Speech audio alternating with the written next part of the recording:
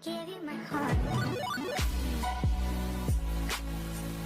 As you can see by the title, I'm talking about my hemiplegia journey, specifically my left side hemiplegia journey from when I was a child and I got diagnosed with hemiplegia to now I am 21. When I was a baby, I was diagnosed with left side hemiplegia because I had a bleed on my brain on my right side, what affected my left side, what is called left side hemiplegia.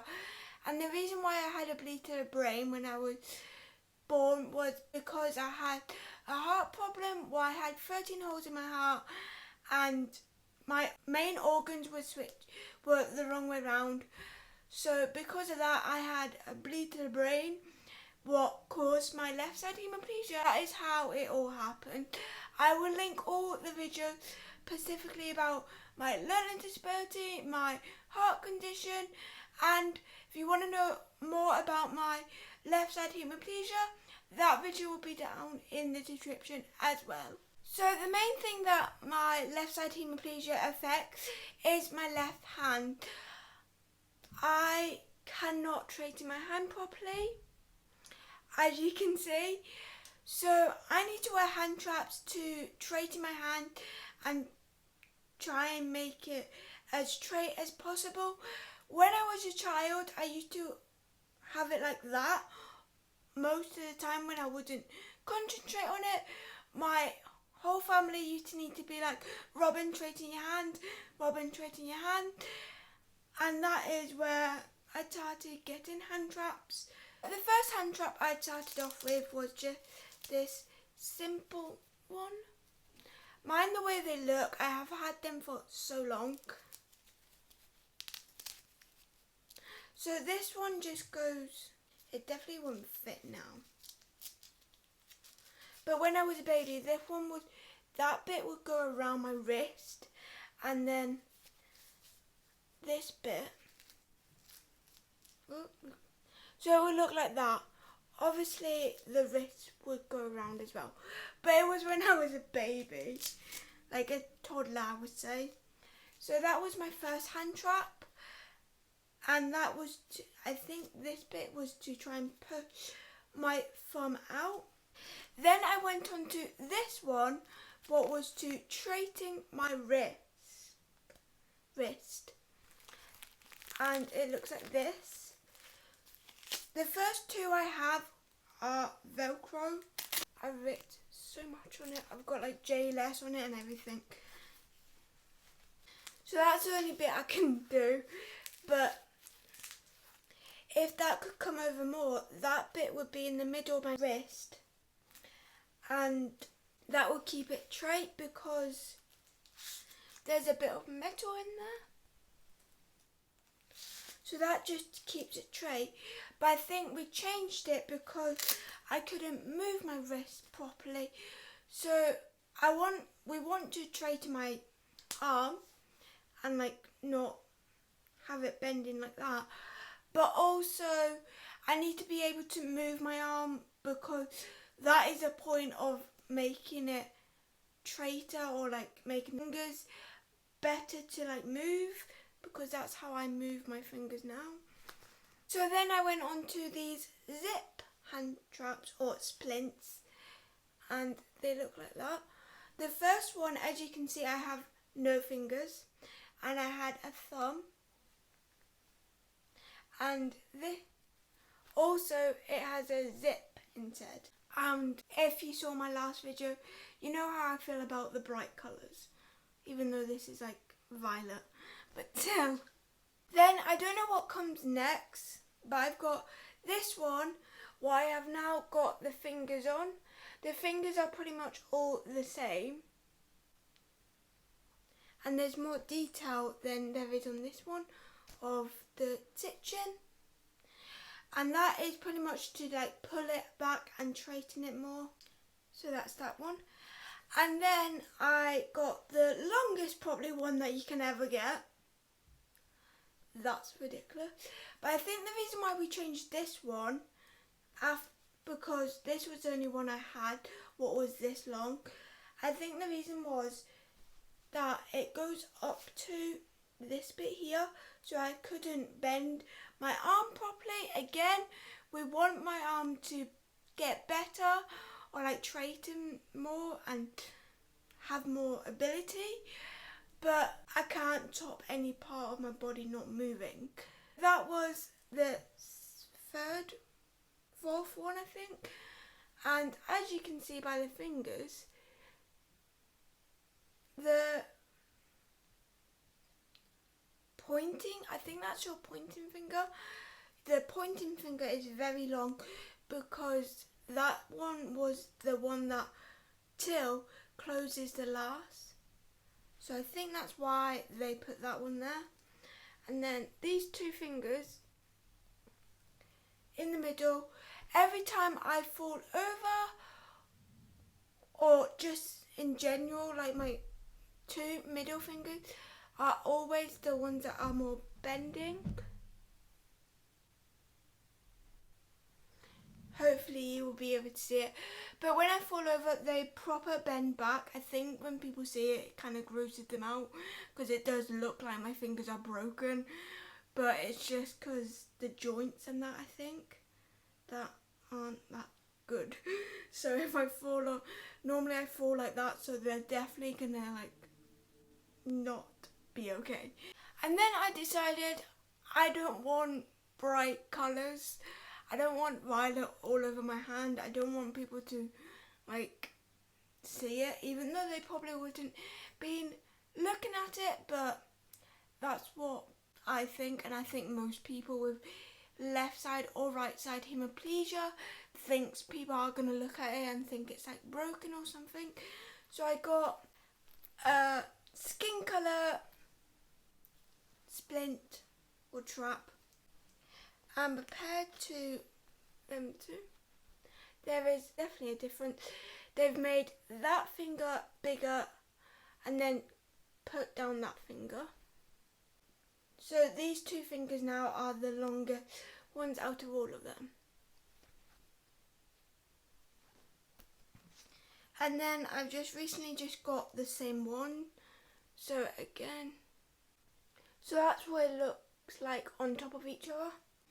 And this is the last one that I had, and this is the latest one. They have made this finger a little bit shorter than it was last time. And I think that one's the same length. But except from that, there's not much of a difference. And with splints, you have, well, I personally have got told I need to like build up the hours. So when I start wearing it, I need to wear it like 1 hour, next day 2 hours, and next day 3 hours, and at the end of the day you should be able to like wear it for like 7 or 10 hours a day, depending like when you go to sleep, because you're obviously not up for like 24 hours, but you'll be able to wear it the whole entire day. But you do need to like train your hand into it, because they are not really tight, but they're tight enough to, when you take the zip off, there is a mark. So the next thing is about my feet. I am able to walk, but my balance is off. You can mostly see it when I'm really tired, but it is an everyday thing that you can notice that I'm walking, leave it like that. I don't feel it because I've done it all of my life, walking like that. It's like the normal to me, so I feel like I'm walking straight, but I'm not. So my balance isn't that great, especially when I'm like going on the running machine. I especially notice it when I'm running, because I can feel that I'm running like that. This is where these come into play. I have got loads of them and loads and loads. Don't know what these are specifically called, but they pretty much go into my shoes. So I'm going to use this one because this is like the cleaner one. And you just slide it in, and it looks like that. Now it is, you can't really see it, but it is higher than the actual shoe. But that is the point of these. They can be as low as you need or as high as you need, because the main problem with my feet is one of my hips are higher than the other, and that also makes me have muscle pain if I am walking, standing, doing loads of stuff on my feet for too long. But also if I'm doing too little on my feet, I can also have muscle pain. It's so confusing with that, but that is the way it is. So I find it in between, and because I've grown up with it, I'm kind of used to it now. But the muscle pain is not nice. That is the main thing I would say to do with my feet, is my balance and the muscle pain. But it is all based on one hip is higher than the other. But these over time will help me level out, and it has been working because I think my hips are like closer together. You can kind of see it with my feet. I don't know if you could. That's me like proper stretching, trying to... I don't know if you'll be able to see that. My feet are like in... I don't even think an inch, but a little bit... One leg's a little bit shorter than the other. And again, that's because of my hips. So it all comes down to I've got one hip higher than the other, and I've got a weaker side, so I'm leaning to that side more because my body isn't balanced out.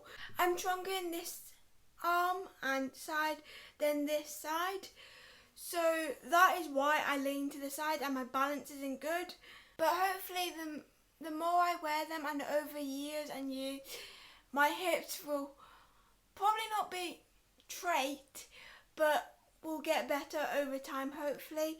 And these were my first ever shoes, of my baby shoes. These were the first ever shoes I used for my feet.